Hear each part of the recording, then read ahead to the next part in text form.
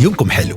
الفكرة بدأت من سؤال بسيط، هو ليه في ناس كتير معاها شهادات وتعلموا بس واقفة مش عارفة تبدأ؟ وليه مع دخول ال AI ناس حست إن المستقبل بيجري وهي لسه واقفة مكانها؟ اكتشفنا إن المشكلة مش في ال AI، إن الإنسان نفسه يا إما بيعتمد على شهادة لوحدها يا إما بيجري ورا أدوات من غير ما يفهم هو رايح فين. من هنا بدأت فكرة 0 to 1، مشروع مش هدفه يحول الإنسان لآلة شبه ال AI، لكن يساعده يحافظ على إنسانيته ويتعامل مع الاي اي بوعي وذكاء. وده مش برنامج واحد، مثلا في البدايات في ناس محتاجه تكتشف طريقها، ده اساس برنامج سمارت وذ هارت. وفي ناس عندها فكره وعايزه تبدا مشروع صح، هنا دور برنامج ستارت.